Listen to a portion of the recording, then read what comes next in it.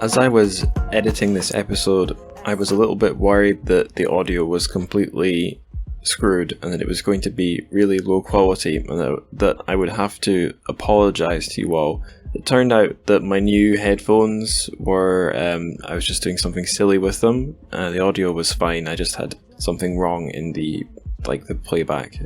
It's not worth explaining what the problem was. The kind of final upshot is everything's fine, which is always a nice thing to hear at the start of the year. Happy New Year, 新年快乐. Although I'm not clear if one should say 新年快乐if it's the start of the Western calendar New Year, or whether you're supposed to reserve that for the Chinese New Year. I don't know. If you have a thought, or if you know the objective answer on that, then please do contact the show via our social media channels. You'll hear more about those in the outro when I'm doing the plugs. I thought I'd just say this episode is going to be on the Invisibility Cloak by Giray, and if you are a dedicated listener of the show, you'll be like, whoa, Giray again? Because this is the third time we're doing him on the show. Dedicating a full episode to him, I should say. That's important, because we had a couple of episodes where we looked at several stories, and each author and story got a small segment.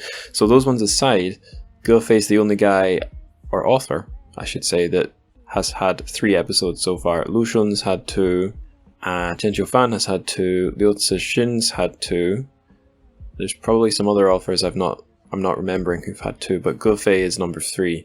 So this is the full extent of his books that are available in English translation are now episodes on this show. So hopefully that tells you something about how I feel about his writing.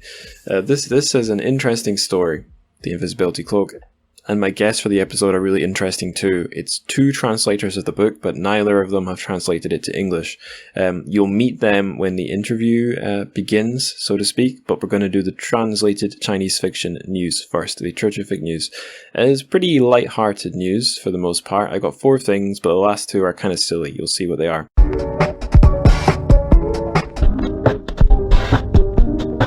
So the first news item is it's about the English pen translation grant. They've given one to a book that's going to be translated from Chinese to English. It's The Sacred Clan by Liang Hong, and it's going to be published by ACA Publishing / Sainio Books, who have been in probably my last few news segments. But that's because they're very busy doing lots of work to bring more books into English, so good for them. My second news item, we're just steamrolling ahead here. It's a newly published book. It's The Artisans by Shen Fuyu. And how do I know about this one? Because Jeremy Tiang tweeted about it. Why did he do that? Well, presumably because he's the translator. So I think I will read I'll read the blurb for this one, because I don't want to shoot through this too fast. This is published by Astra House, by the way, who also do interesting Chinese books in translation. So, born in Shen Village in southeast China, Shen Fuyu grew up in a family of farmers. Years later, Shen, now a writer, returned to his hometown to capture the village's rich history in the face of industrialization. I'll just read the first 2 paragraphs, skip 3 and 4. Through his own childhood memories and those of his ancestors, Shen resurrects the working life of Shen Village through interlinked stories of 15 artisans as their lives intersect over the course of a century. While Shen's view of his hometown and his heritage is tinged with nostalgia, he does not romanticize it, nor does he sugarcoat the back-breaking difficulty of life in rural China. But he still captures its small satisfactions and joys of loving one's work with a great deal of care. Oh, that's what I try to do for my podcast. I have no idea if I succeed, but I certainly try. Let's make a little less back-breaking effort now and do the silly news items, which I'm not promising that's going to be a recurring feature. I think the news will probably mostly be serious, but these 2 things are fun. They're both in the show notes. These will just be both links to tweets, because, Twitter is a stupid website. So the first one is a paper that is getting shared around on Twitter. It's a student's dissertation from none other than the Chinese University of Petroleum. Let me see. Yeah, I can read this. 中国石油大学. So literally just China Petrol Museum, if you like. China University of Petroleum. And the kids, I'm not going to be able to read the full title of this thing in English, but it's about political organization awe, and social control of humanity in Warhammer 40k. And if you're wondering why this is the topic the student has chosen, it's because it's within this university, the Oil University. It's the students working in the College of Marxism. So I don't know what I can say other than only in China. I shared this with a friend who's into Warhammer, a Welsh friend with no China connection that I'm aware of, and he was surprised that Warhammer 40k's books have been translated to English. And all I really knew about Warhammer in China, I said I was steamrolling on. Now we're getting into what's the word? Not diversions, tangents, whatever. Let's keep rolling with the tangent.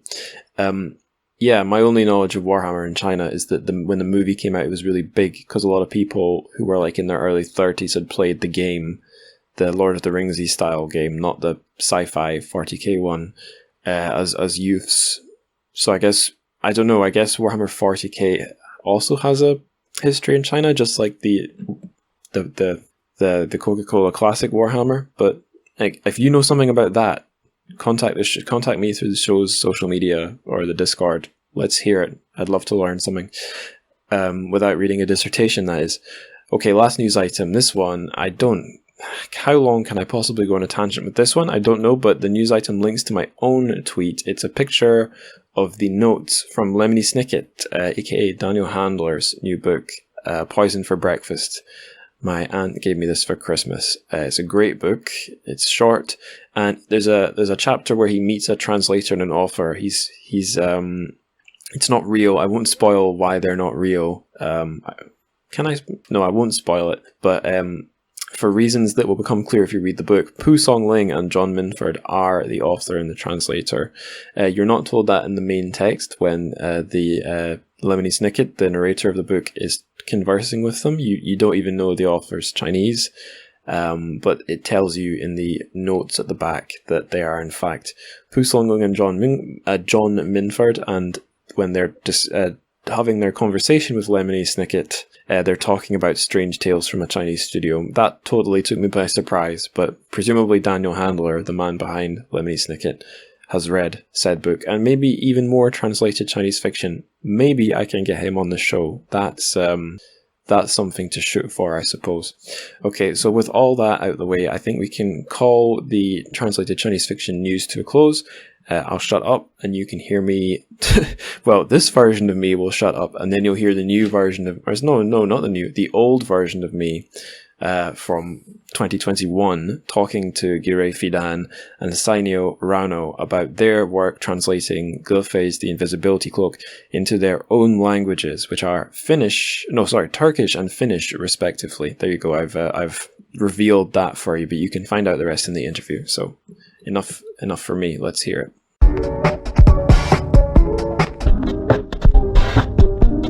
On the show, we have Giray Fidan and Rauno Sainio, two translators of the same author, both translators of Gefei's The Invisibility Cloak. So really exciting.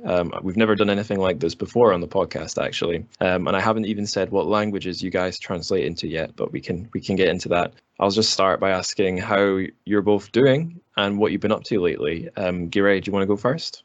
Yeah, of course. I've been just after the pandemic, of course, I can say that it was a very productive period of time for me as a translator and an academic. So I just managed to finish many translations in the last 2 years. And lately, just a Chinese classic. I'm sure that our listeners all are aware of that book. It's called Guiguzi. It has been translated into Turkish. And last month, I also finished Mao Chengji, The Cat Country. Awesome. And now it's the editor is working on it, so hopefully it will be out next year. And I'm still working on another book, another translation from Lu Yao. And also last year, as I said, it was a very productive year. So I also translated, and later on, of course, it was published, Zhuangzi. Yeah. So it has been, of course, I was working for some time all on these books. And Guiguzi is just released, like it has been a month, and it's going very well. And shall I go to the something about myself, or? Well, let's pass the baton to Rauno. Rauno, how are you doing, and what have you been up to? Yeah, I'm doing good. I recently finished my translation of The Last Quarter of the Moon by TrChFic.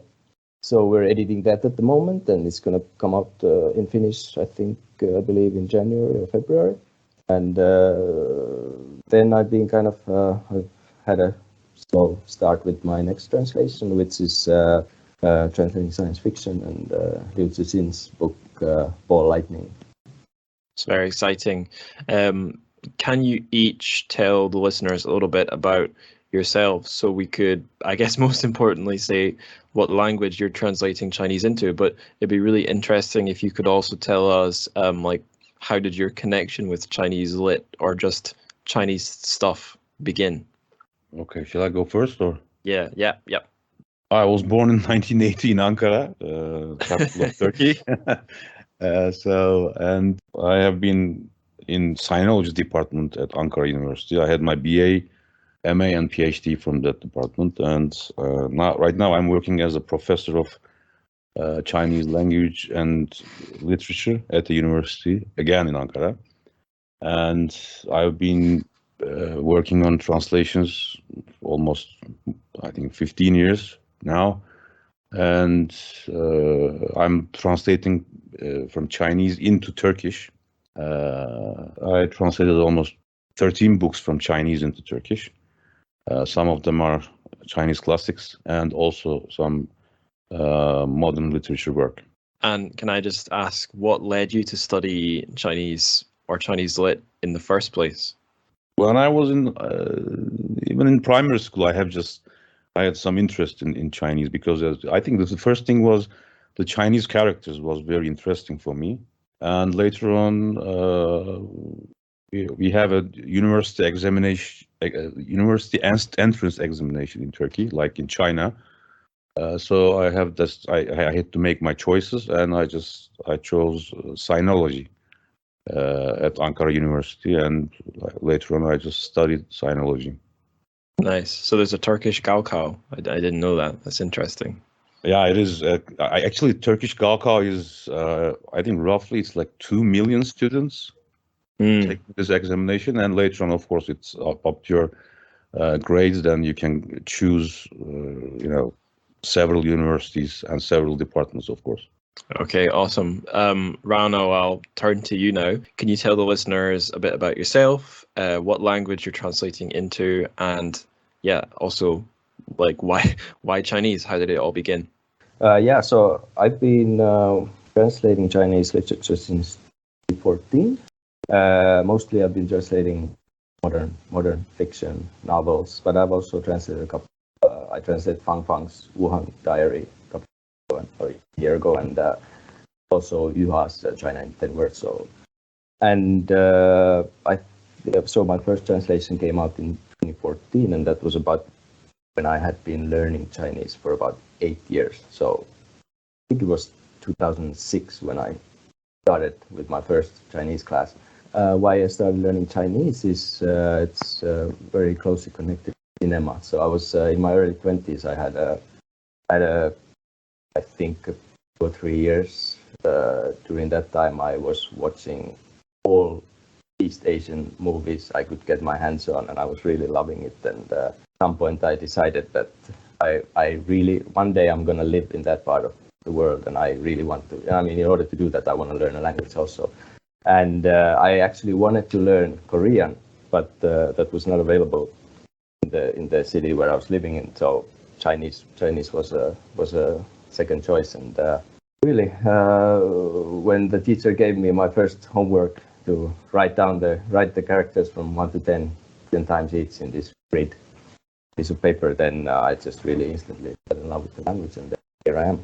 That's interesting, because my connection with China began with, I guess, applying for ESL or TEFL jobs. I wanted to go teach somewhere in Asia. Wasn't too bothered about where. I had one offer from a Korean company, a South Korean company, that is, and one offer from a Chinese company, or maybe 2 offers from Chinese companies. And it just so happened the Korean company was a bit more prickly about me getting my university certificate. It was quite late in coming, and the Chinese companies were more 差不多. They were less hostile, basically. So yeah, it was just it ended up being Chinese and not Korean for me because the opportunity was more available, not because I made a hard choice. So yeah, it's interesting that you had, I'm not completely the same, but kind of similar experience.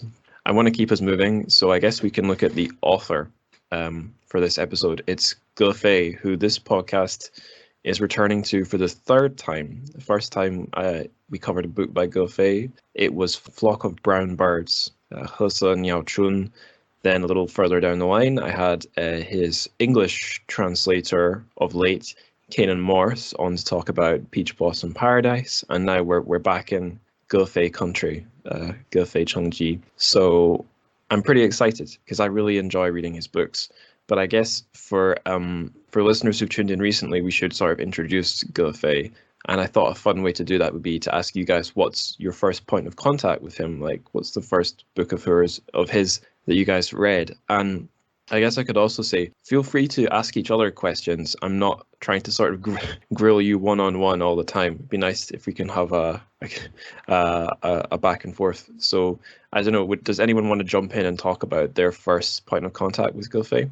Yeah, my the first contact with Ge Fei was the Invisibility Cloak, and to tell you the truth, that's also the last contact I've had with his work so far. So I've that's the only book I've read by Ge Fei so far, and I'm looking forward to reading the Jiangnan trilogy, especially. But it's kind of books there on my bookshelf, and they look pretty thick, and it's kind of like when am I gonna have the time and energy to read them? And then it's also if it's a thick book, then it's also going to be a tougher one to promote to a publisher. So I'm kind of focusing on some of the thinner works of fiction right now that I have.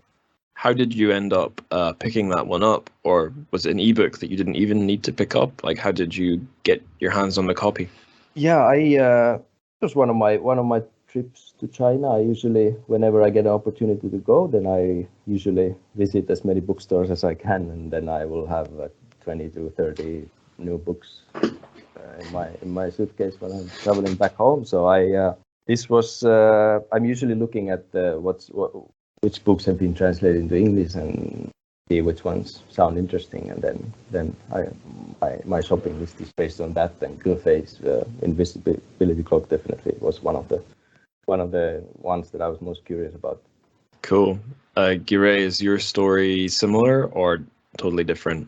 No, it's a similar story actually, and yeah, it was a good choice, I think, to translate that book. That's why, in the first place, as Rauno said, that I'm also going to bookstores or just having conversation with friends, and so I'm just reading these books and looking at the topics of these books, and then I'm just deciding if there's an audience in here in Turkey. So it's very similar. Right. And how did each of you end up translating the books? Like, how did it turn into business or work from just reading for pleasure? I'm always I'd say I read about 5 to 10 Chinese books every year, and then I pick the ones that I like the best, or the ones that I feel like perhaps suit me as a translator, and then I start offering them to Finnish publishers. So Ge Fei, yeah, I really liked the book, and then that was I think that was one of the 4 titles that I offered to the publisher that year, and then I think they went for 2 of those books. I forgot what was the other one, or maybe I think I was translating Liu Cixin back then, so we knew about the other projects. So anyway, yeah, Invisibility Cloak was one of the books that I was pitching to the publisher, and they also felt good about it and decided to go for it. Cool. What about you, Giray? Yeah, it is.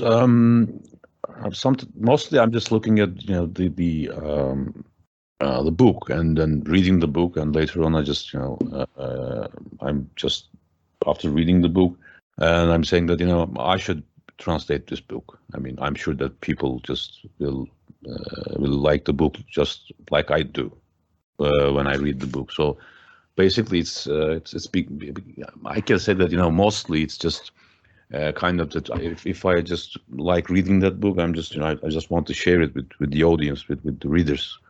So as translation is just it takes a very long time, and it's a very intense job to do.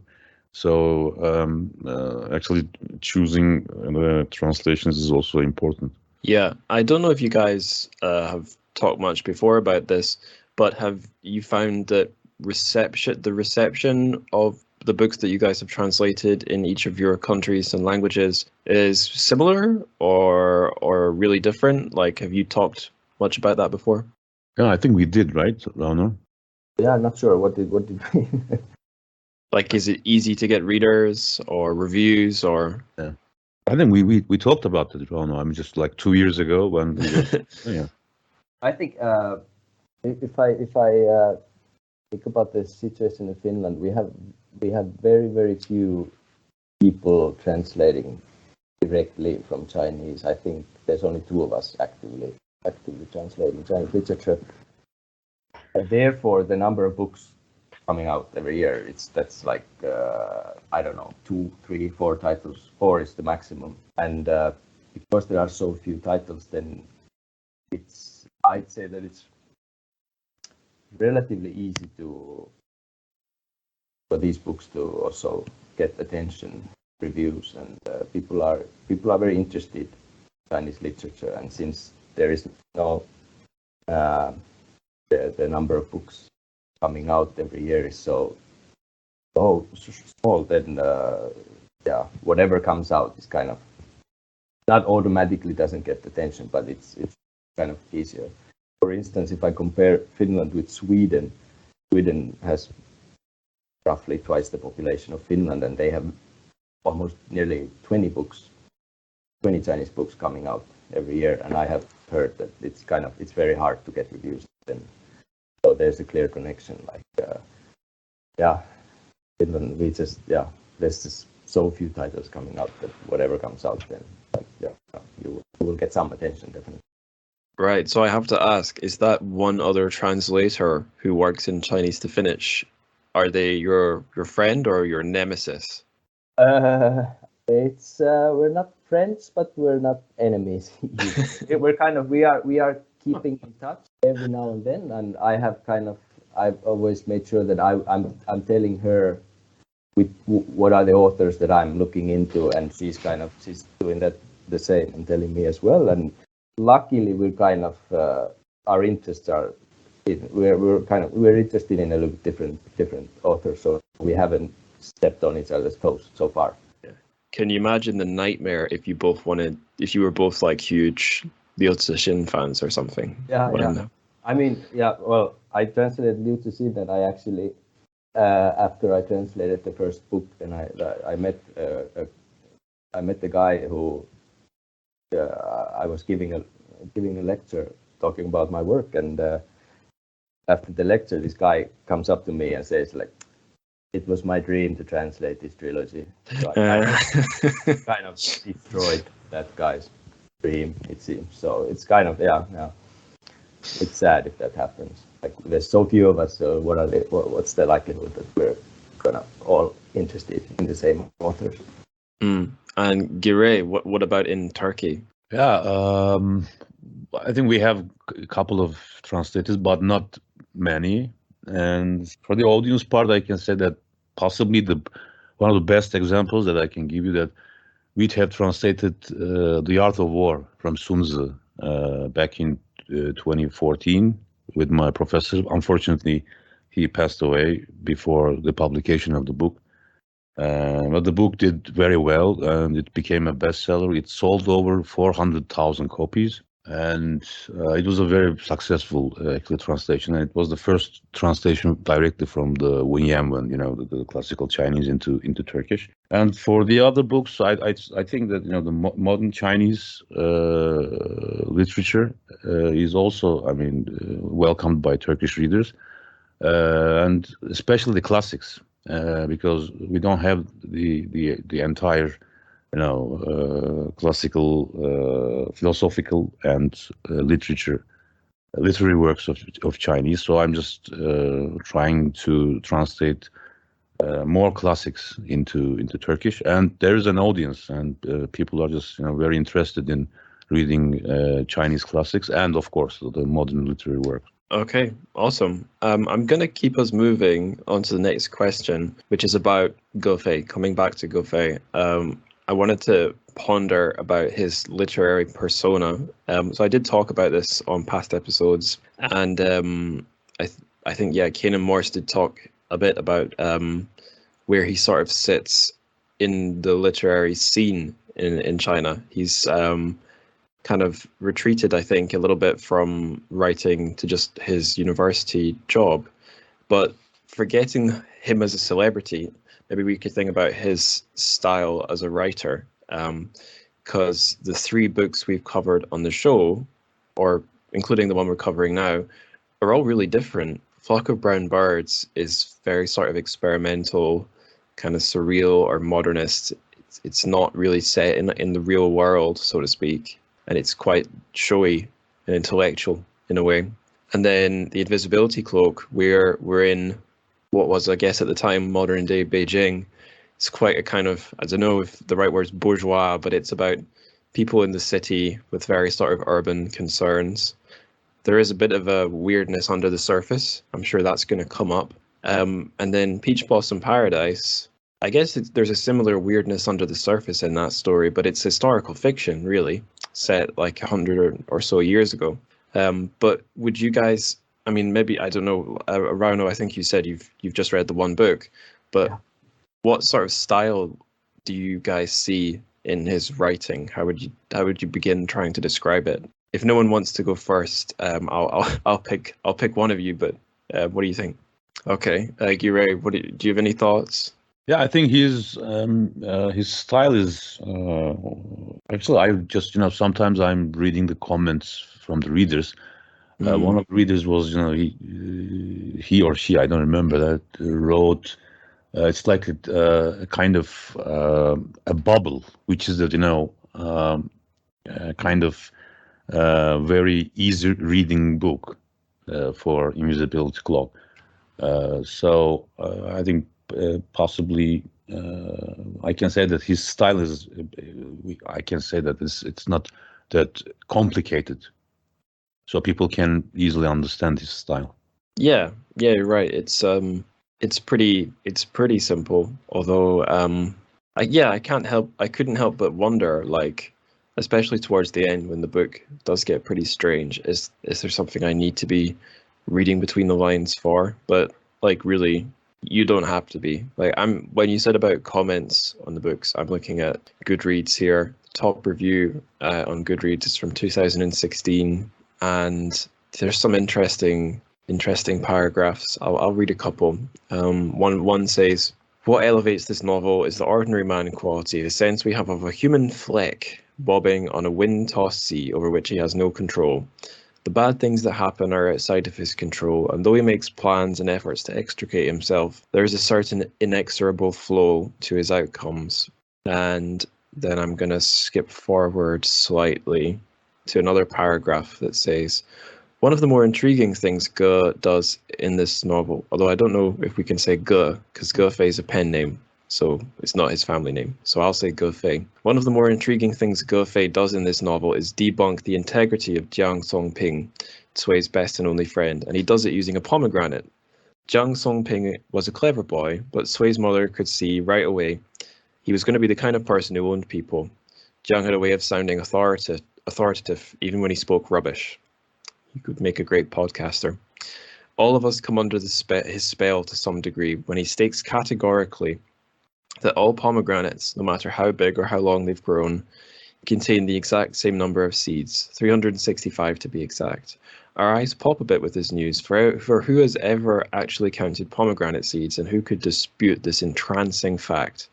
Later, we learn with the chagrin we share with Cui's sister that in fact Jiang lied on this occasion, and perhaps on many others." And I think there's a few things in these comments that do vibe with how I felt reading some of Gefei's books.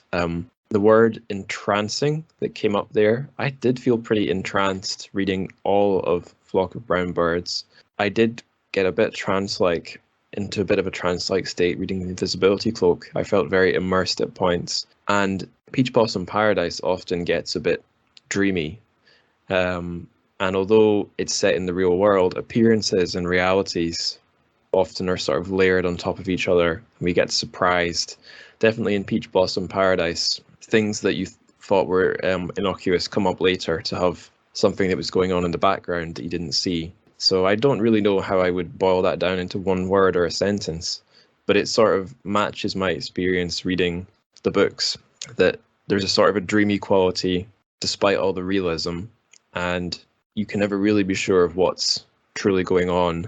Does that sound right to either of you, or do you have different feelings about this book?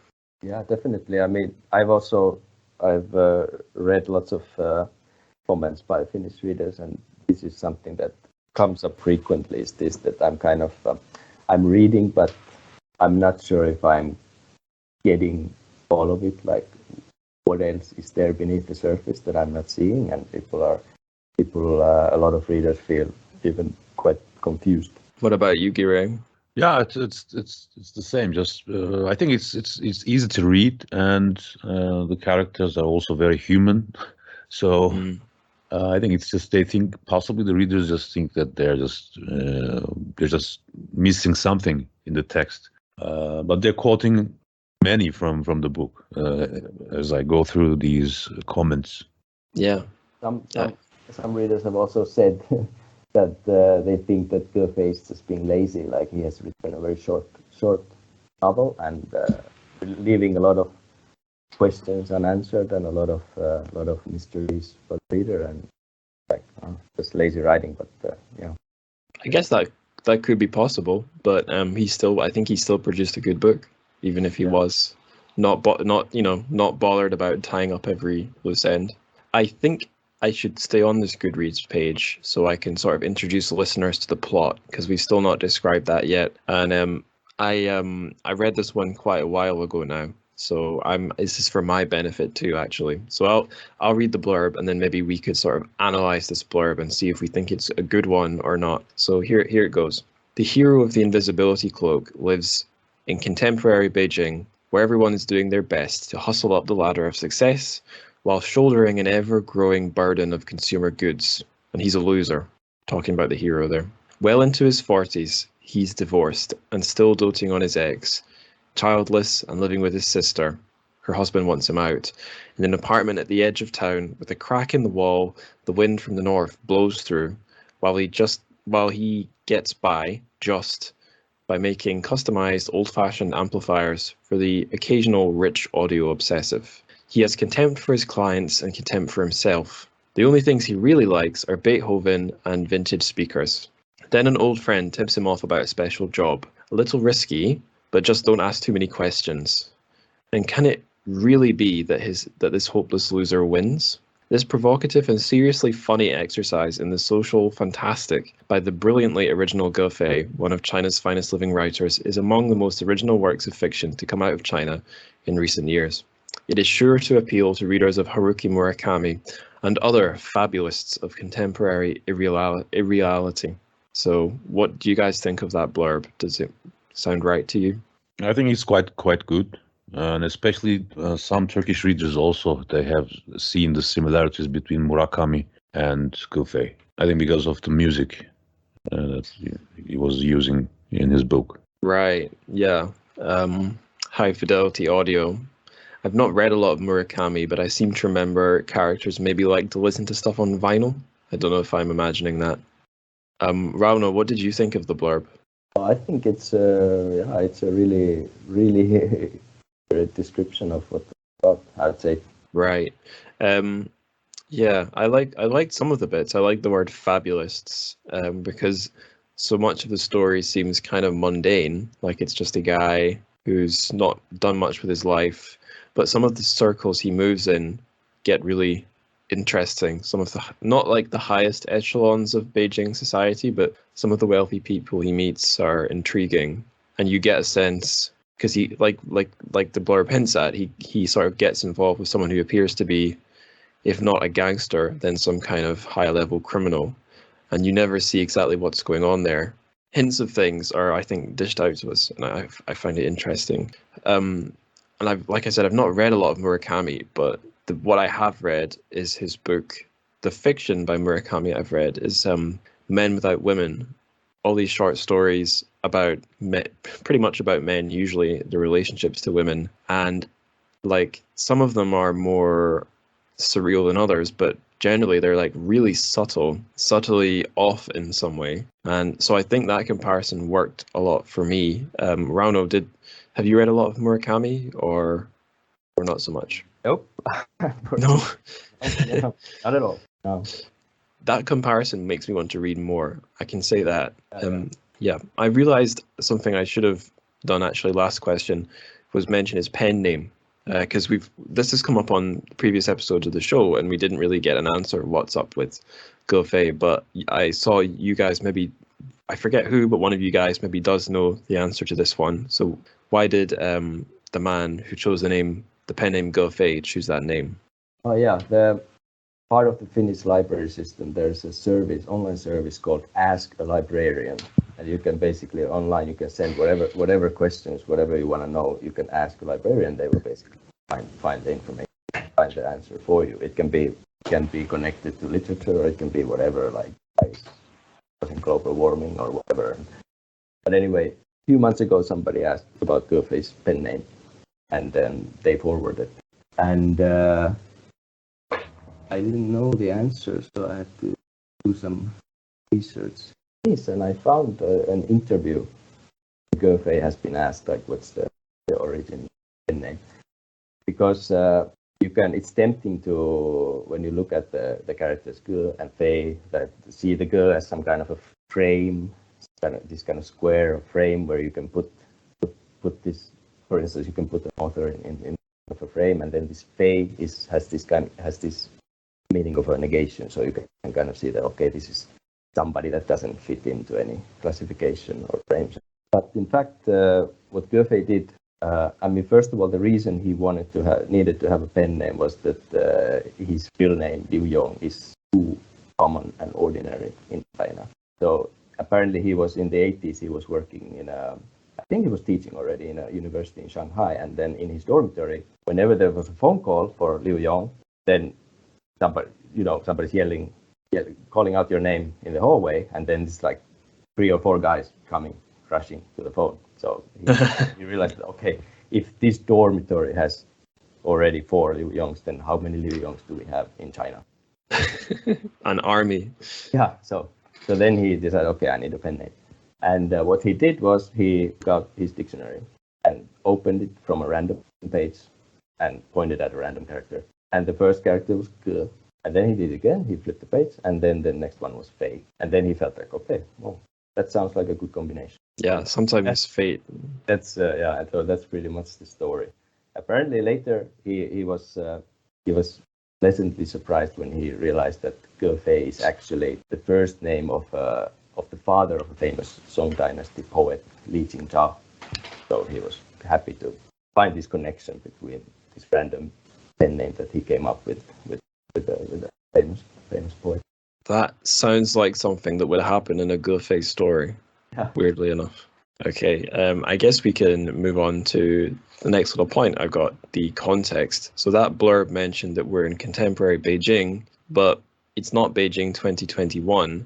So do you guys want to talk a bit about like the condition of society in Beijing, like what sort of decade we're in when the action's happening? But definitely we are in a Beijing that from the point of view of the protagonist, it's definitely not the Beijing that it used to be. He feels very nostalgic about the Beijing of his childhood, and now everything seems too big, too crowded, too loud. Yeah, there's a scene that sticks in my mind when he's on one of his jobs and he goes up to this apartment, this sort of nicely kitted out apartment, to help these people with that much more money than him fix their stereo. And that actually reminded me of some brief encounters with I don't know, not mega wealthy Shanghai people, but people much further up the Shanghai ladder than I was living there as an English teacher. And I got the feeling that I remember having is this is one apartment in a building with must be 100 or more apartments, and there are hundreds more of these buildings. You know, it's just this big urban forest. I mean, I know a lot of cities are like that, but in somewhere like Shanghai or Beijing, the scale is just crazy. So yeah, I guess I don't have a childhood to mourn for like our hero does, but there's something to it for sure. Being able to just sort of feel invisible or feel irrelevant, feel left behind. Yeah, I think it's this character is also kind of common nowadays all around the world, right? I mean, not everybody is just lucky enough to was climbing up the ladder. So I think it's kind of a common character that, I mean, in all around the world, people can see some similarities with themselves. Yeah, yeah. I mean, you can have a passion and be really good at something, and maybe with business savvy, you could turn it into something lucrative, or maybe even with business savvy, it's never going to make you rich. But I wanted to ask, and stop me if it's Like being a translator, right? yeah, yep, yeah. You read my mind. Do you feel sympathy on that level? Yeah, I think it's just possibly it has been like 2-3 years translating this book, but the most striking scene in my mind, just it's his attitude, a sarcastic attitude towards the intellectuals, which I find it very interesting because Gofei is an academic, so I also can kind of understand that feeling that because I myself is also an academic, so it's a kind of that there's a very sarcastic kind of approach to these intellectuals that talking kind of loudly or just saying bold things to each other, and he's just just in his mind he's just making joke of them. So I think that's very interesting. Yeah, I feel that too. Because my education's in the humanities, I find intellectual stuff really interesting, but I do kind of think like I have some kind of technical skills. Like I can do a podcast. I'm pretty good with computers in various ways, but also I know how to write. I can put together a decent story or a sentence. And I think there's a part of me that thinks that makes me so much more of a rounded person than someone who can only deal in like abstract social or political ideas and has like no technical skill in anything, and two, no passion for anything that's like detail oriented and isn't just about ideas. And if Gofei's got anything like that in him, then I could see him putting that into the character. Like, it makes a lot of sense to me because there's many ways to be smart and intelligent. It's not all just about high blown ideas. I don't know. Do you, as people who work on something technical yourself, translation, do you ever feel like that people who don't get into the muck of the details are annoying? Yeah, in a way, I think sometimes, but sometimes even just I think in translation, I don't know if Rauno also agrees with me or not, but you just need to be skeptical about yourself all the time because while you're translating, that there's always other ways to translate. So just you can go over through these translation theories and just trying to just do your best while you're translating. So it takes a lot of effort. Yeah.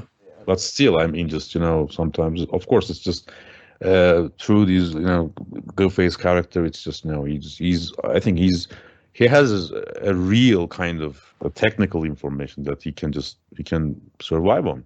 I think it's a very interesting part of the character. Yeah. Rauno, did you want to say something? Sorry, Rauno. No, it's okay. Yeah, I definitely see when I was translating this book, and now that I read my translation this week, and that's actually something I don't like doing because usually I just I will find all the mistakes and all the choices that I think could have been done better, and generally something I don't like doing. I keep stay away from my own translations. But when I think about this protagonist, he has his craft and he's very passionate about it. He's very devoted to it, but he's completely invisible.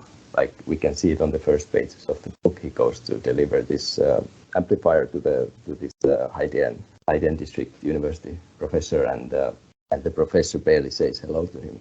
For him, he's just an unimportant guy who just delivers the system, and that's it. And sometimes, as a translator, I kind of also feel, even though I do get recognition as well, but I still feel that most of the time, as a translator, I kind of I can't take it for granted that people will recognize my existence. So I can spend months and months and months on a project and spend endless time on doing background research and just in order to hone every single detail of the translation. And then in the end, the book comes out and there's a review and my name is not even on it. So yeah, definitely feels this kind of like, I think in my current job, I'm probably one of the bad guys because I'm in a magazine, in a company that has several of these magazines. I'm one of the editor, writer type people. So my name, or anything I've touched, basically, my name's going to go on. But everything I do often has an art, like a little graphic artwork or a formatted image attached to it that someone in the design department did. And the magazine can only exist because of its revenue, which is handled by like the finance, marketing, sales sort of people, and then behind all that there's admin, human resources, but only one department gets to be the sort of rock stars, and it's the editors, who are arguably are doing the least technical stuff. So it's easy for me to think, oh yeah, because I'm a little good with digital stuff, I'm so much better than these annoying opinionated humanities people. But I think I could easily be on the other side of the fence in this novel as one of the annoying, flashy people rather than the skilled technocrat or technician. I guess we can move to the next question, the section of society. I mean, we've kind of already danced around this, but do you guys want to say anything else about the social strata in the novel, like where the author is and who he meets? Aside from his clients, maybe we could talk about the criminal he ends up tangled up with. Yeah, we definitely. One of his clients is, and he has a lot of clients who are very, very wealthy businessmen, and of course this mysterious inside hand that wanders is probably the richest of them all. I thought it was notable that guy seems to be based on the outskirts of Beijing, and like my experience living in China was mostly in Jiangnan, like Shanghai, Zhejiang, and maybe Jiangsu. So I know what the outskirts of Shanghai are like. And on this podcast, I've heard plenty about some of the outskirt areas of Beijing, but I'd never been to them. So what do you guys think about the fact that we get further out onto the fringes of Beijing later in the novel when he's meeting this ultra-rich, dubious guy? Giray, do you have any thoughts? Rauno maybe can answer that question first. No, I was what you just said reminded me of a detail. Well, the woman says on the phone to the protagonist that he says that during weekdays this place is completely empty. So it seems like this area in the mountains with very very fancy homes, and so it seems like this kind of a holiday place where these businessmen go for the weekend and for their holidays, and it means that they are probably during their weekday, during most of the time they are still based in the Beijing proper. So I kind of got this kind of vibe. Right. Do you guys have much experience with those sort of areas in China in times you've visited? Yeah, I have been to some of those places. I'm sure Rauno also have been there. So yeah, but sometimes, of course, if it's in winter, sometimes it can be very cold. Right, yeah. Do you think the book captured the feeling you had visiting places like that? Or did it feel alien? I think I think it's just very familiar to me when I read the book. Just because it's kind of very silent places, and like of course I just while you're reading or translating, you just have this kind of just there's images in your brain that I think I have this kind of possibly I created that image by the places that I have been to in Beijing. So it's just I was just having this image of a silent place, some trees, and that kind of place. Yeah. Like an eerie silence or peaceful silence? Yeah, I think it's peaceful silence because it's just when you're getting out of any city in the world, then if you're going somewhere, then if it's silent, then I think it's peaceful. Yeah, it vibes with me because the first place I lived in China was Deqing in Zhejiang in Huzhou County, and Deqing contains Moganshan, which was a mountain resort during the colonial period for wealthy Chinese and wealthy foreigners, where they had these villas. So they would retreat all the way from Shanghai to Moganshan, which must have been a fairly longish trip. I don't know if they got the train or what, but the villas are still there.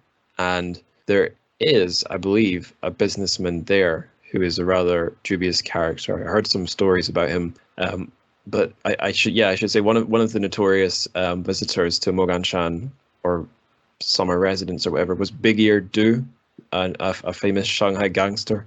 Like I don't know if you guys have taken much interest in the stories of old, the old Shanghai underworld, but this guy's always comes up, Big Ear Du. And then later on, during the Civil War, or maybe the Japanese invasion, Mao and Chiang Kai-shek both paid visits to Moganshan. So it has this sort of upper crust, slightly frightening aspect to its history, just like this villa in Invisibility Cloak does.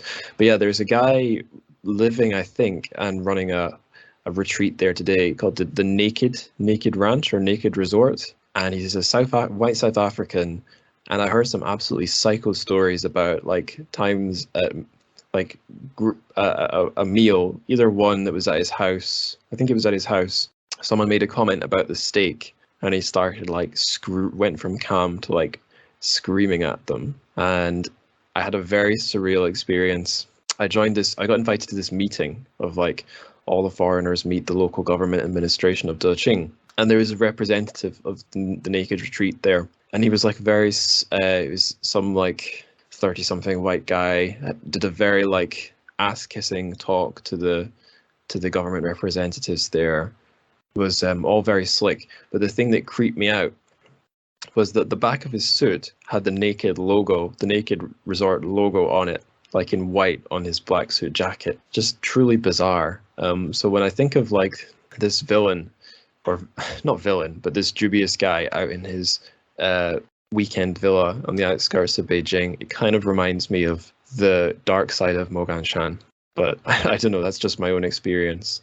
One of you mentioned the woman, because it's not just the gangster, a male guy that hangs out in this villa. He has a lady of some sort there. Do you guys want to talk about her? Rauno, do you want to go first? Sure. So, yeah, we don't know much about this woman. When the protagonist meets her, she has her. I've kind of forgotten the ending. Am I right in thinking that our narrator or our protagonist ends up in a relationship with the woman, kind of sporadically living in the villa, or have I completely garbled that in my memory? Oh yeah, they do. I think they don't get married, but he prefers to call her his wife, and they also have a child. They will eventually have a child together. Yeah, so it's a bizarre ending. What do you guys make of it? Yeah, I think just one sentence, life goes on. Yeah, and he kind of. I think throughout the story, it's pretty obvious that even though this guy seems pretty miserable and he has really had his fair share of misfortune in life, he still has he has his passion, and I think that's a huge thing when you are like trying to find happiness in life, and the only thing missing from his life is basically he wants to be married and he wants to have a family, and so in the end he gets what he needs from life in order to be happy. And why do you think he doesn't get legally married? What's going on there, do you think? I think he's kind of on the way to marry her, right, Rauno? I'm not so sure about that, but it can be like we kind of he's trying to figure out the past of this lady, and he can't even find old photos of her, and then the only thing he knows about her is that she's from the south for whatever reason. She has I think she says that she was a hostage of this mysterious King Chai-chen.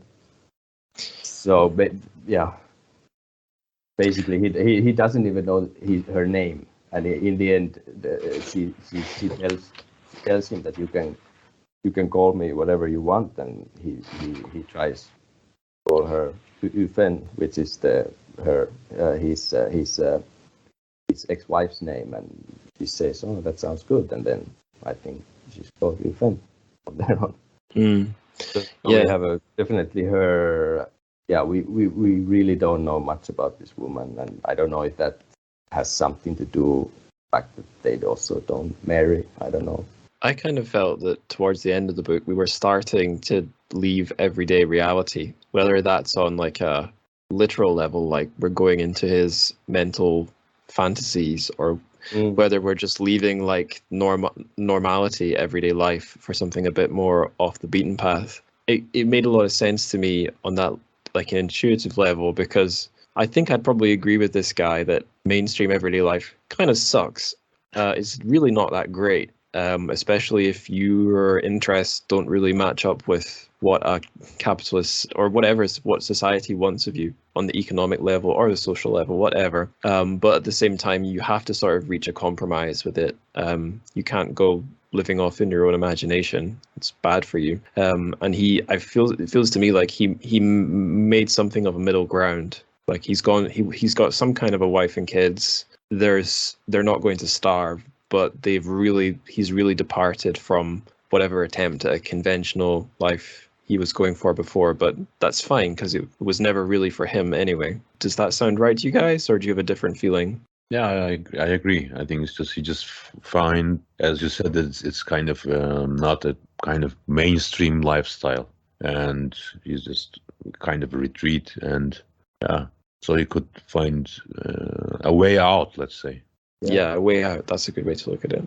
Rauno, were you going to say something? Yeah, I mean, he definitely, like if we compare him with his childhood friend, this Jiang Songping, who is also now can be considered quite a wealthy man these days. If you compare him, the protagonist, to Jiang Songping, you can definitely say that from point of view of Chinese society, he is a loser. But I don't necessarily think that I don't necessarily agree with that. I think he's a loser only from the point of view of the rest of the society, but in his own life, he has, like I've said earlier, he has all the makings of a good life. Yeah. It's something I do to remind myself if I see someone I don't like or who really annoys me seeming to do well. It's like, that's their version of doing well, and you know what? As far as I'm concerned, they're totally wrong. So don't let it get to you. So long as you're doing what suits you, it rings very true to me. I think I should keep us moving. So the next thing I wanted to ask you guys was about the style of writing. I already said I felt it was way less flashy, maybe more mature and subtle than A Flock of Brown Birds. So I wanted to ask you guys as translators, how did you try to capture Gofei's style in your own translations and your own languages? Okay, shall I go first, Rauno?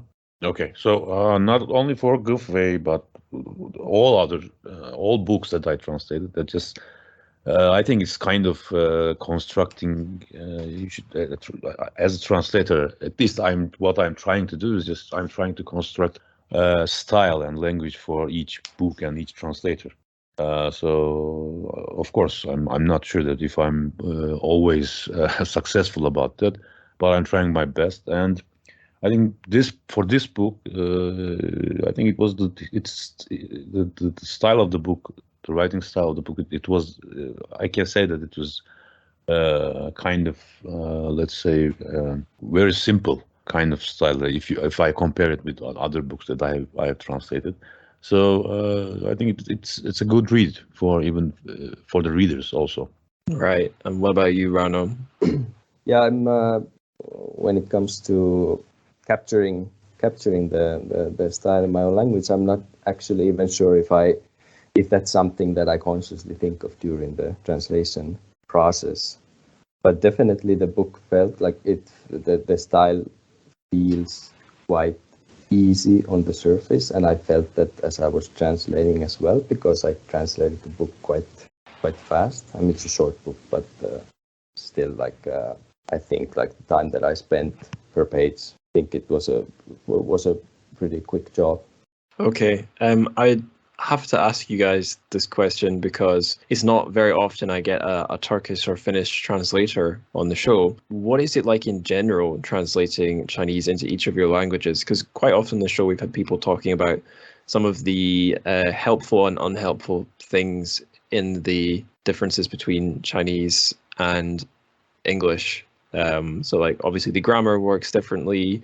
There's a bit of a Venn diagram of cultural references that both readerships either do or don't know, but that's going to be different for Finland and Turkey, Finnish and Turkish. So like, how would you guys describe that? Like, what are the unique challenges? Giray, do you want to go first? Okay.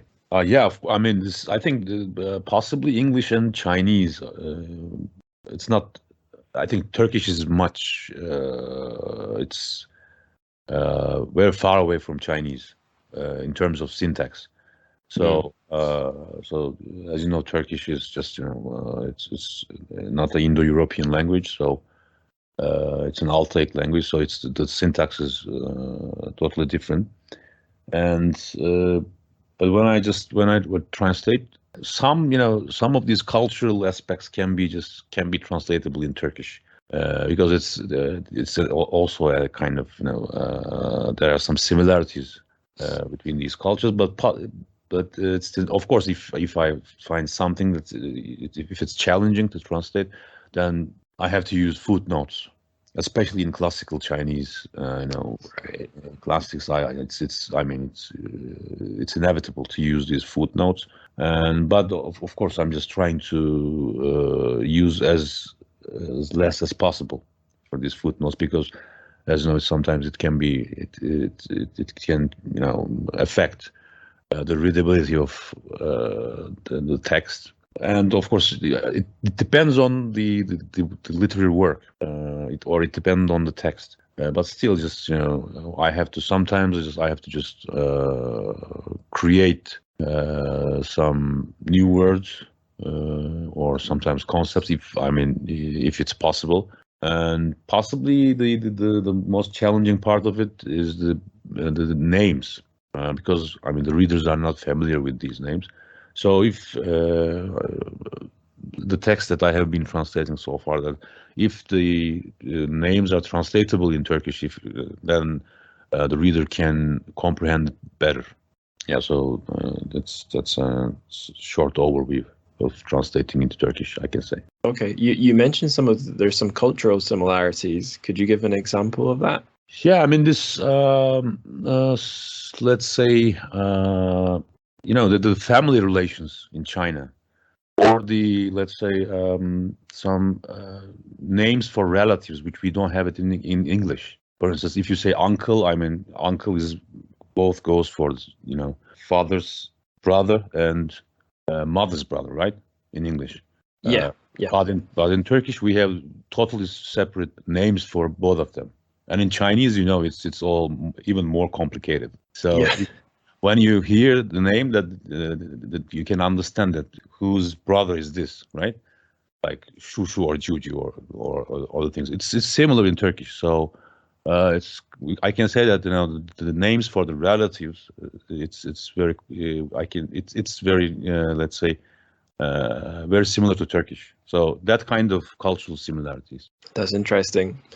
I remember whilst living in China or talking to Chinese friends, they would say to me, you know, in China, we're really big on the family. It's really important. You know, you're a Westerner. You wouldn't understand. This is unique to China. And I would never be an asshole, but I would think, or maybe sometimes say in a roundabout way, well, there are plenty of sections of Western society which are kind of fixated on family values, even if they're not as complex as they are in China. It's really not that hard for me to get my head around. And certainly there are, like, as to it being unique, I'm sure there's plenty unique aspects, but like, yeah, Western culture might be lowest on the scale of like the importance of some of these traditional family structures, but I couldn't give any great examples off the top of my head, but I thought, yeah, I knew, like, sure, there are plenty of societies which place a great deal of significance on family for one reason or the other. But it's interesting that you've given that specific example, because something like names for matrilineal and patrilineal people in the family tree sounds weirdly specific, but I guess there are only so many shapes a family can take. Like, if you can have your mom can have a brother in China, your mom can have a brother in Turkey. So you don't need some cultural connection for both languages to come up with a special word for it. It's Yeah, that's right. It's. I'm not specifically saying that, you know, that's only a difference between these languages. So, as you know, all languages have their own, let's say, their own development. So it doesn't mean that, you know, you have less names in a certain language. It doesn't mean that that culture is not attaching importance to family relations. It's not working like that. Yeah, But the yeah. thing is that, you know, that kind of names are just, you know, these are, you know, some similarities between these two cultures, which is just, even I sometimes cannot, you know, just keep up with the Turkish names for relatives because it's very complicated, and sometimes it can be very, I mean, just it's very rich in a way. But this is, I mean, just an example that I can think of. I remember in some of those conversations with Chinese friends, I would say, yeah, we don't have specially assigned names for grandparents in English, but I certainly use different names for my dad's mum and my mum's mum, because it would be confusing if they were both called Granny. So I would be explaining to my Chinese friends, yeah, one is Granny, one is Grandma, and it's normal to have different names, but there is no system for it. Every family's got different names. And they'd be like, wow, that is so different and yet kind of the same. But I wasn't meaning to imply that the language implies values or whatever. I think it was often my Chinese friend who would be maybe implying that, and I'd get touchy about it. I don't know, but I should include Rauno in on this.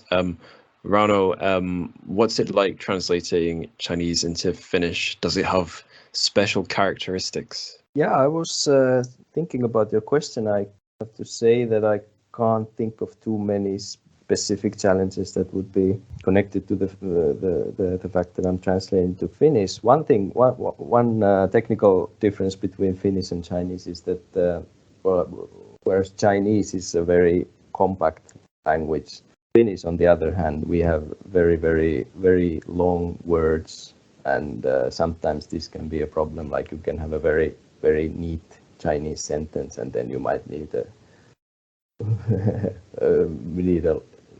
make it into something very long in the Finnish translation. So that's definitely something that is probably causing some issues on an everyday basis when I'm translating. Otherwise, I think I don't know if maybe this can be applied to translation in general, or is it just that I'm translating from Chinese? But in my view, translation is, you are kind of constant. It's like a constant stream of decision making. Like, you have every paragraph has some new challenge for you that you need to think about, and you need to make a decision. Like, okay, do I need to somehow open this, or do I need a footnote, or, you know, or all kinds of that. So you have to make these decisions on a constant basis, and no matter what those decisions are, there will always be readers who hate you for that decision. Like, they So there will never be like a perfect decision that everybody likes, and that's kind of when I'm translating from Chinese, I think it's a tough part of the job. I used to have quite a lot. I used to use quite a lot of footnotes or endnotes in my earliest translations, but then I kind of stopped using them after I don't know 4 or 5 books. I had translated 4 or 5 books, and nowadays I'm kind of just. I think I have a lot of trust towards the Finnish reader. We have Finnish. I mean, Finland is a very small country, and therefore we have a lot of translated fiction. We're maybe also very used to reading it, and we don't always. I think for a Finnish reader, it's also okay that not everything is always explained to the reader. So there can be a lot of this kind of stuff that you are unfamiliar with, cultural things and that kind of things.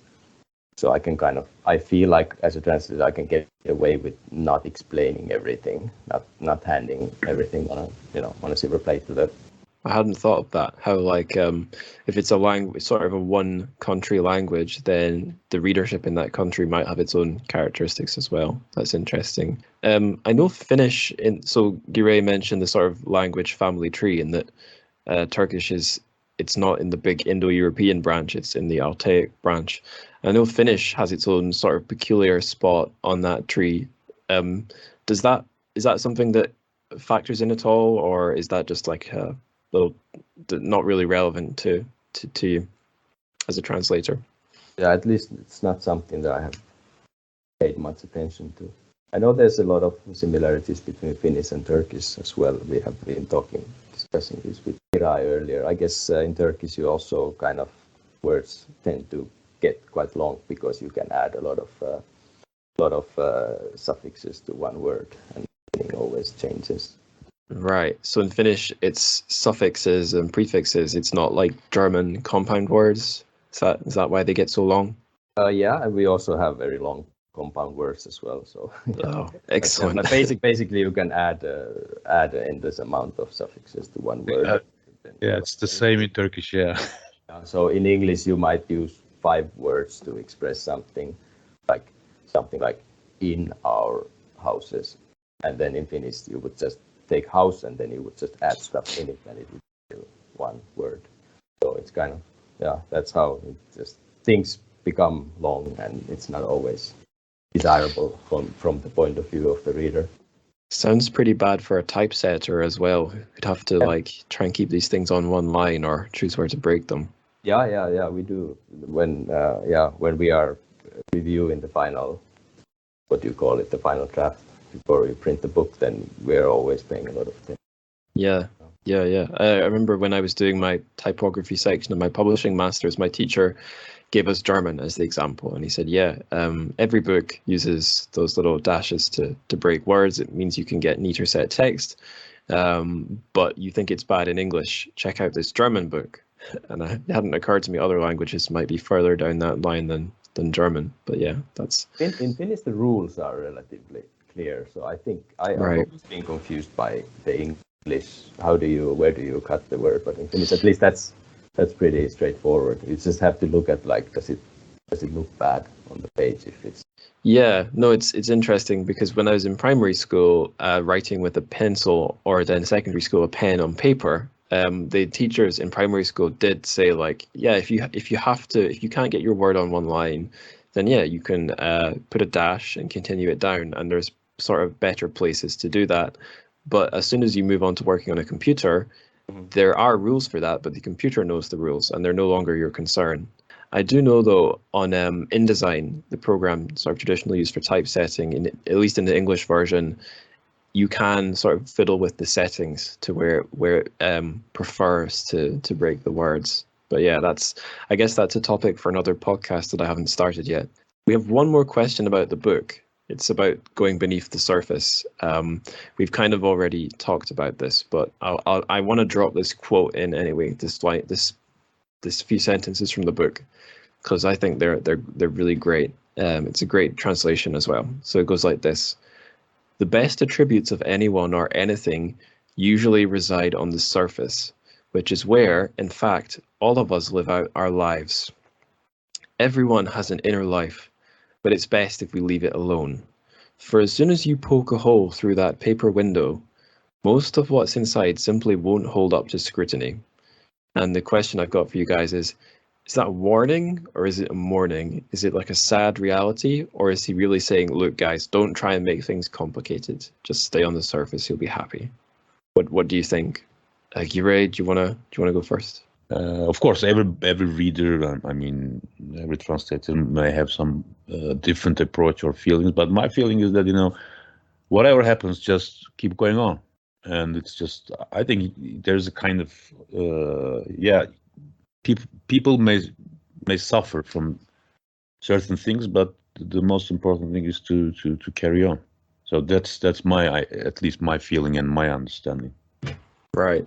Yeah, it makes sense to me, because there's times when I've sort of thrown a tantrum when life throws something bad at me, and it helps nobody.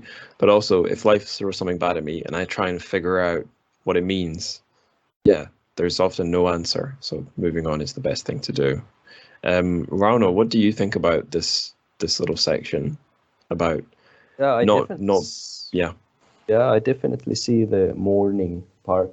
I guess I see the warning also. I think this is something that I personally often feel as well. Sometimes when I meet new people, I might like them, but then, to be honest, like the more I learn, the more I get to know them. You start kind of seeing these kind of things that, okay, you don't like about this person, and in the end, it's like I think that's like inevitable. It's everybody, we're all different, and you are gonna have these. Nobody's perfect, and nobody, you have your own values and your own views and everything, and it's not realistic to expect that other people around you would all be just like you. Yeah, I can relate to that. Can we add another word for that? Maybe just it just came to my mind. I think it's kind of sounds like acceptance. I mean, just accepting what it is, and just because there's no other way.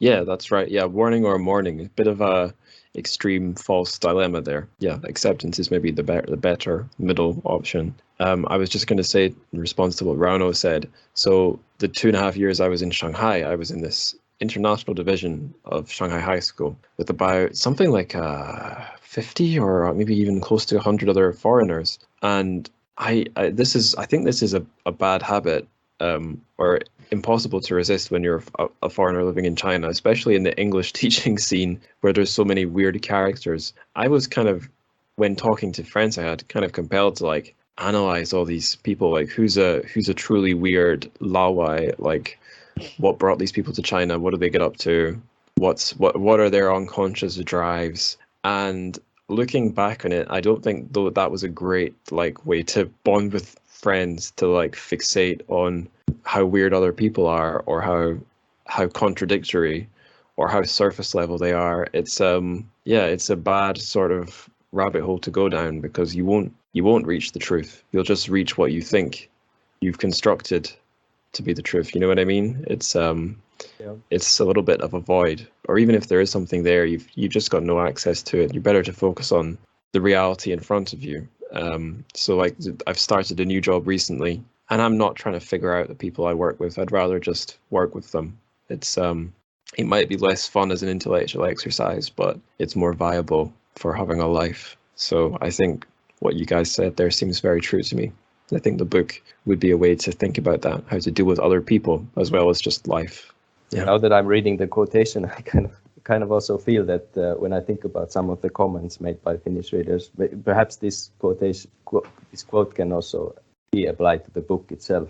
It's kind of like the book definitely has its inner life, and what we see on the surface, like we don't see so much, but maybe that's for the best. Maybe it's we can all enjoy the book as it is, but if we would want to really go for all the details and all the answers, then like would it be a good thing for the book, or would it just do a disservice to it? Yeah, there's some things you can't unsee. I was in a book club meeting yesterday, held by Sainioist Books, about a translation of a Sutong book. They've titled it Shadow of the Hunter. It's the Yellow Bird story. Huang Chua, I don't remember the Chinese name, but it's about this Sutong story, and the translator said something like he remembered there being a snake, and that was one thing he never quite could figure out. What was the snake doing in the story? And I said, it was a Zoom meeting, I said in the Zoom chat, Sigmund Freud might have some ideas for you there. And it's like with psychoanalysis, Freud's school of thought, it's all about looking under the surface.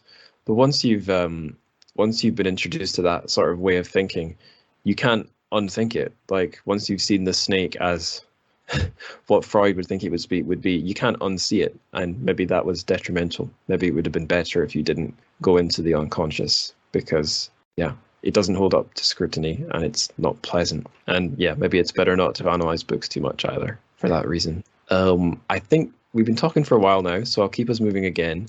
The next section is word of the day. If you've each got like a word or phrase or sentence that you'd like to sort of immortalize as our word of the day, what would it be? Giray, do you want to go first? Actually, I just took it from the Go Facebook, and it's first in Chinese and then in English, right? So that would do it. Yep. Okay. It's 太阳还好端端地在天上挂着呢. And it goes in English as, and the sun is still hanging right up there in the sky. Okay, and why did you pick that? I think it's just that sentence, while I was translating the book, I think this sentence was just, it caught me. Just if I would just summarize the book, I think I would use this one. Okay, and how did you render it in Turkish? Okay. Do you remember? I remember, yes. I just need to check it. Okay. Maybe Rauno can go on. Yeah, Rauno, what's your word of the day?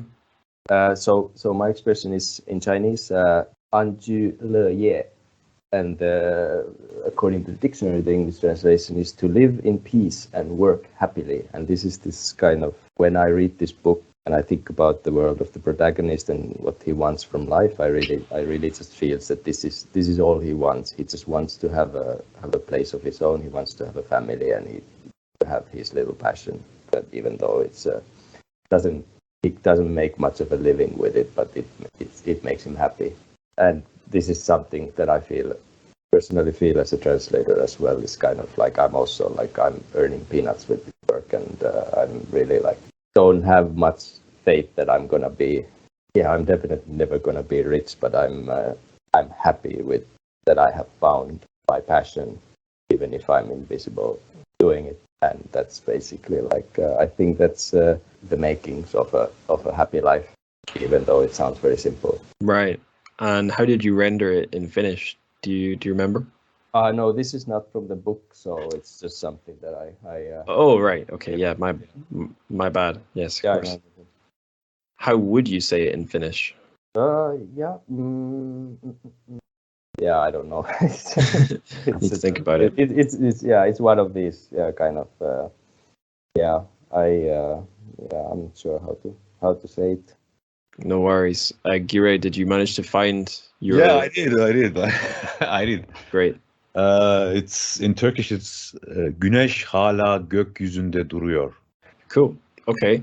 Now the next question. I admit I actually didn't think of my answer for this one. But it was, if you could pair any piece of music with the Invisibility Cloak, what would it be? Yeah, I guess I could pick any of the pieces of classical music that the protagonist talks about in the book. Other than that, I don't really. Right. Yeah, I don't have something from Beethoven. Yeah, but when I translate, I have this. I listen to classical piano music from Spotify. There's a long, 10-hour playlist that I always listen to, and when I was translating this book, it really seemed to fit the mood of the book very well. I've got one. It probably isn't a perfect fit, but I remember at times in Shanghai when I felt a little alone and alienated and invisible. There was an album I came across. It was called "Depart From Me" by Cage, and he's a weird sort of figure himself. He's a white rapper from somewhere in the States. He started out trying to be a real hard man, and sort of midway through his career became like a sad boy. Like he sort of became the extension into rap music of like emo became quite emo, and there's a song from probably one of the more downbeat albums.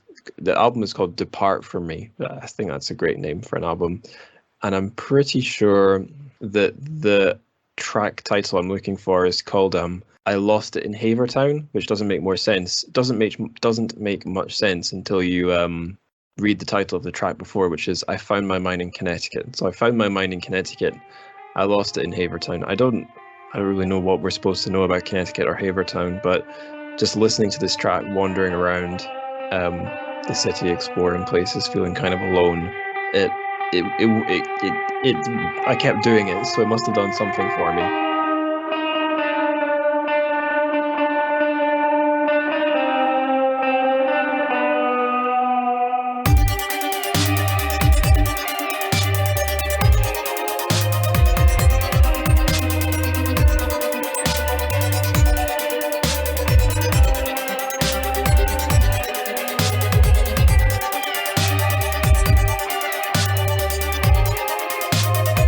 So yeah, I'll pop that clip into the polished final episode so listeners can enjoy it.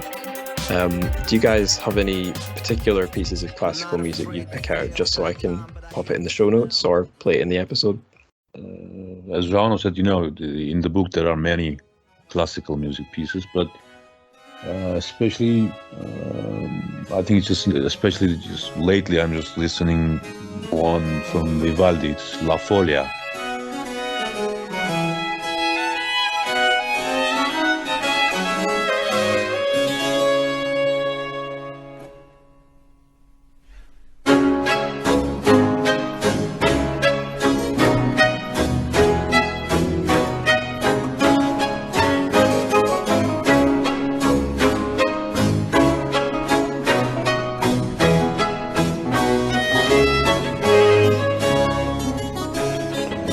With that one, maybe. Yeah.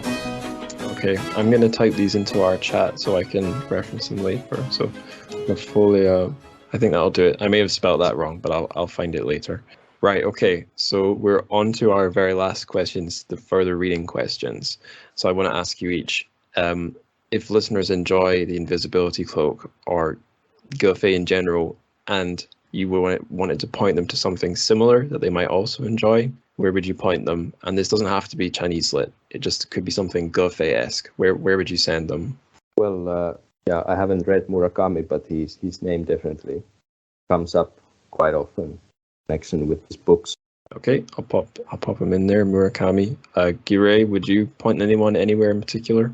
Maybe something from Turkish, not really close to Giray, but also a very interesting book. I think it's just recently translated into English, so maybe I can just recommend this one. Yeah, what is it? It's called the Time Regulation Institute. So it's from Ahmet Hamdi Tanpınar. It's a very interesting book. Yeah, so it's not very close to Giray's style, but it's a very interesting book. Cool. Now I had one on my mind. What was it? It's a much darker book than this one, but it's also Japanese lit. It's No Longer Human by Osamu Dazai. Now, it's really pretty different from the Invisibility Cloak. If I had given more thought to it, I could have picked something closer. But yeah, it's a guy who's deeply alienated, doesn't fit in, which I think is far too extreme to match the Invisibility Cloak, but it's maybe got that sort of urban vibe, or trying to escape, the feeling of like the mood of trying to escape or not fitting in. It's a parallel, but yeah, it's a little different. It's not as chilled out as I said the Invisibility Cloak is. So I guess that would be mine there. Last question, where can listeners find you guys online, or if they're interested in checking out your translations, where would you send them? Google us, maybe. Yeah. My online presence is pretty limited, and it's mostly limited to the Finnish language. But if you want, you can find me on Instagram. I have an account there, and I'm sharing little glimpses into my work as a translator. So if you can, perhaps you can Google Translate the posts and get something up. Yeah, And speaking of Instagram and visuals, if listeners want to find something beautiful on Instagram, try and find the cover of the Finnish edition of the Invisibility Cloak, because oh my god, it's so nice. It's one of the nicest book covers I've seen. But yeah, that's all I wanted to say there. Do you guys want to say anything else before we draw things to a close? Yeah, thank you for having us, and it was a pleasure. Again, just as Confucius said, it was nice to, at least just online, to be able to meet an old friend. Yeah, it was great that you were both able to join as well. It was a fun chat. I haven't been able to meet since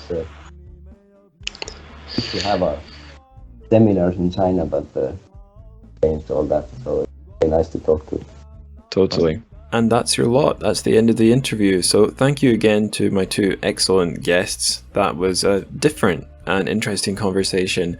I thought it was amusing how, in our interpretation of the book, our general life advice was don't try and interpret anything. Listeners, take that as you will, but do read the book if you haven't. It's a great read, I think. So kudos to the author, Godfrey, but also the translator, who I don't think we named or credited enough, Kanan Morse.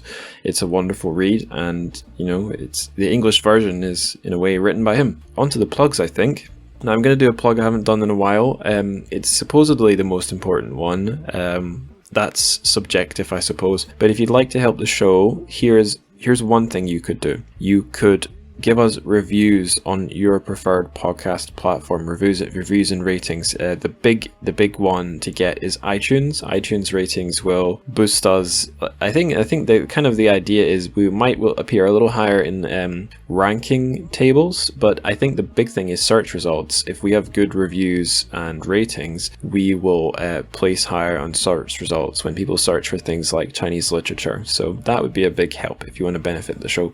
The most important thing I would say is to tell, well, we'll get to that. First, I'm going to plug the social media.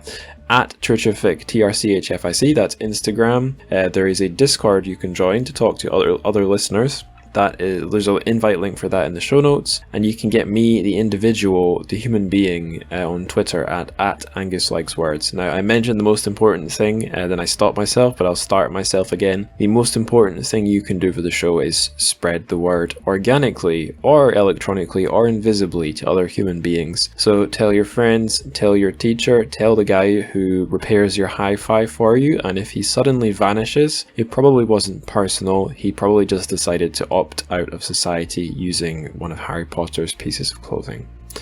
It's interesting Harry Potter didn't come up in this the interview, but oh well, maybe next time. So until that next time, or the next time, for the 66th episode, 再见.